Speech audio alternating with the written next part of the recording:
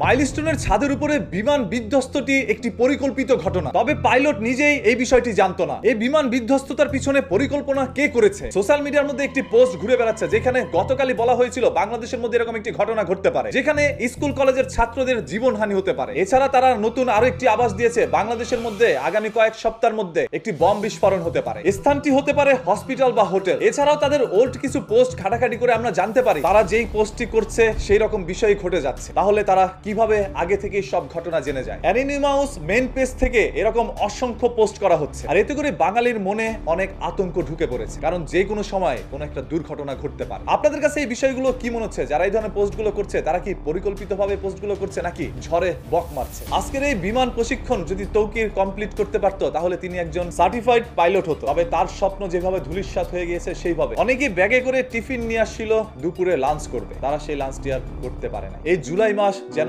একের পর এক মানুষের জীবন কেড়ে নিচ্ছে। আর এরকম একটি ঘটনা ঘটার ফলে আগামীকাল আমাদের পুরো দেশে রাষ্ট্রীয় শোক দিবস পালন করা হবে। এই দেশকে অস্থিতিশীল করার জন্য কাদের হাত রয়েছে? এছাড়াও গত 3 দিন আগে বাংলাদেশের সরকার জাতিসংঘের একটি অফিস বাংলাদেশে দেওয়ার জন্য পারমিশন দিয়েছিল। তবে অন্যদিকে বাংলাদেশের কেউ চাচ্ছে না জাতিসংঘের একটি অফিস বাংলাদেশের মধ্যে হোক। আর এই বিষয়টা যেন মানুষের নজরের মধ্যে না থাকে, এই জন্য পরিকল্পিতভাবে এরকম কোনো ঘটনা ঘটাতেও পারে। গতকালকে বাংলাদেশের একজন নাগরিক এরকম একটি পোস্ট করেন, যেই পোস্টটিও আজকের ঘটনার সাথে অনেকটাই মিলে যায়। তাহলে কি এই